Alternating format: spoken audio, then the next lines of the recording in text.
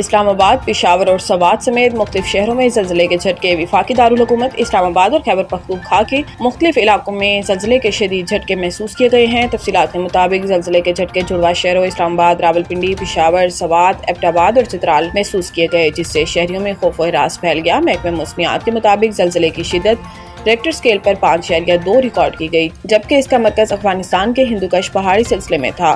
زلزلہ صبح 10:20 پر آیا، جس کی ریکٹر اسکیل پر گہرائی 190 کلومیٹر ریکارڈ کی گئی۔ زلزلے کے جھٹکوں کے باعث لوگ گھروں، دفاتر اور دکانوں سے کلمہ طیبہ کا ورد کرتے ہوئے باہر نکل آئے۔ ابتدائی اطلاعات کے مطابق کسی قسم کے جانی یا مالی نقصان کی اطلاعات موصول نہیں ہوئی۔ چین اور بھارت ایک دوسرے کو شراکت دار سمجھے، دشمن یا خطرہ نہیں، چینی وزیر خارجہ۔ غیر ملکی خبر رساں ایجنسی کے مطابق چین کے اعلیٰ سفارتکار پیر کو بھارت پہنچے۔ بھارتی دارالحکومت نئی دہلی میں چینی وزیر خارجہ وانگ یی نے اپنے بھارتی ہم منصب جے شنکر سے ملاقات کی اور توقع ہے کہ وہ اپنے 3 روزہ دورے کے دوران بھارتی وزیر اعظم نریندر مودی سے بھی ملاقات کریں گے۔ چینی وزیر خارجہ وانگ یی نے بھارتی ہم منصب جے شنکر سے گفتگو کرتے ہوئے کہا کہ چین اور بھارت ایک دوسرے کو شراکت دار سمجھے، دشمن یا خطرہ نہیں۔ چین اور بھارت کو درست اسٹریٹجک مفاہمت قائم کرنی چاہیے۔ انہوں نے کہا کہ چین ہم آہنگی، باہمی فائدے کے اصول کو برقرار رکھنے کے لیے تیار ہے۔ دوسری جانب بھارتی وزیر خارجہ جے شنکر نے کہا کہ دونوں ہمسایہ ممالک اپنے تعلقات میں ایک مشکل دور کے بعد آگے بڑھنا چاہتے ہیں۔ ہمیں اختلافات کو تنازعات میں اور مقابلے کو تصادم میں نہیں بدلنا چاہیے۔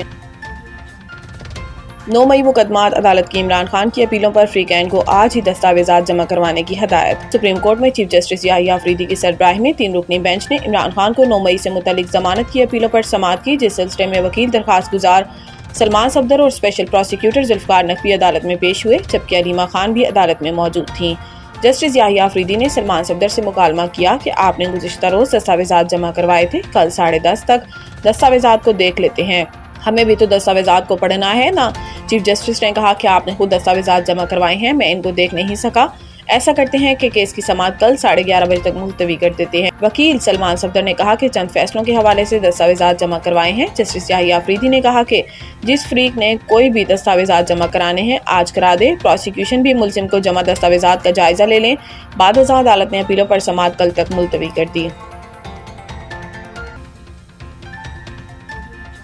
دہشت گردوں کی سہولت کاری کا الزام، گرفتار لیکچرار ڈاکٹر عثمان 14 روز کے ریمانڈ پر سی ٹی ڈی کے حوالے۔ کوئٹہ میں 12 اگست کو گرفتار کیے جانے والے بیوٹنس یونیورسٹی کے لیکچرار ڈاکٹر عثمان قاضی کو سی ٹی ڈی کی جانب سے ستاد دہشت گردی عدالت میں پیش کیا گیا۔ عدالت نے ڈاکٹر عثمان قاضی کا 14 روزہ جسمانی ریمانڈ منظور کر لیا۔ بیوٹنس یونیورسٹی کے لیکچرار ڈاکٹر عثمان قاضی کو کل عدم تنظیم کے لیے سہولت کاری کے الزام میں 12 اگست کو ان کے گھر سے گرفتار کیا گیا۔ ڈاکٹر عثمان قاضی نے ویڈیو بیان میں دہشت گردی کے متعدد واقعات میں کل عدم تنظیم کی سہولت کاری کا اعتراف بھی کیا ہے۔ مونسون سسٹم بحیرہ عرب میں موجود کراچی میں آج وقفے سے بارش ہوگی۔ موسمیاتی ماہرین کا کہنا ہے کہ مونسون سسٹم بحیرہ عرب میں موجود ہے، جس کے باعث کراچی میں آج وقفے سے بارش ہوتی رہے گی۔ شہر میں آج تیز بارش ہوئی اور درجہ حرارت میں کمی آئی تو کل معتدل بارش کا امکان ہے۔ موسمیاتی ماہرین نے عوام سے اپیل کی ہے کہ شدید گرج چمک کے دوران شہری گھروں سے باہر نہ نکلیں اور گرج چمک کے دوران صرف ایمرجنسی کالز کے لیے فون استعمال کریں۔ موسمیاتی ماہرین نے ہدایت کی کہ سڑک پر موجود افراد درخت، باڑ اور کھمبوں سے دور رہیں۔ آسمانی بجلی کی زد میں آنے والے ہر چیز پر براہ راست اثر ہوتا ہے۔ دوسری جانب چیف سیکرٹری سندھ آصف حیدر شاہ نے صوبے اور بالخصوص شہر قائد میں بارشوں کے پیش نظر انتظامیہ کو الرٹ رہنے کی ہدایت کی۔ چیف سیکرٹری نے انتظامیہ کو ہدایت کی کہ تمام ڈپٹی کمشنرز اپنے عملے کے ساتھ فیلڈ میں موجود رہیں، برساتی پانی کے فوری نکاس کو یقینی بنایا جائے۔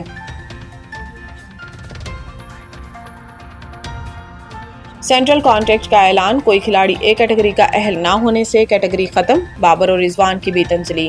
قومی کرکٹ ٹیم کا کوئی کرکٹر اے کیٹیگری کا اہل قرار نہیں پایا، جس کے باعث بورڈ نے سینٹرل کانٹریکٹ سے اے کیٹیگری کو ختم کر دیا۔ پی سی بی نے 30 کھلاڑیوں کو کانٹریکٹس دیے، جن میں پرفارمنس کی بنیاد پر کیٹیگری بی، سی اور ڈی میں 10 کھلاڑی رکھے گئے، جبکہ کانٹریکٹس 1 جولائی 2025 سے 30 جون 2026 تک لاگو ہوں گے۔ گزشتہ سال 27 کھلاڑیوں کا کانٹریکٹ دیے گئے تھے اور اس سال تعداد بڑھ کر 30 ہو گئی ہے، جبکہ رواں برس 12 نئے کھلاڑیوں کو شامل کیا گیا۔ نئے کھلاڑیوں میں احمد دانیال، فہیم اشرف، حسن علی، حسن نواز، حسین طلعت، خوشدل شاہ، محمد عباس، محمد عارث، محمد نواز، صاحبزادہ فرحان، سلمان مرزا اور سفیان مقیم کو نئے کھلاڑیوں میں شامل کیا گیا۔ 9 کھلاڑی اپنی سابقہ کیٹیگری برقرار رکھنے میں کامیاب ہوئے، جبکہ 8 کھلاڑی کانٹریکٹ حاصل کرنے میں ناکام رہے۔ رواں برس سے کیٹیگری میں کسی کھلاڑی کو شامل نہیں کیا گیا، اسی لیے یہ کیٹیگری فی الحال ختم کر دی گئی۔ گزشتہ برس ایک کیٹیگری میں بابر اعظم اور محمد رضوان کو شامل کیا گیا تھا۔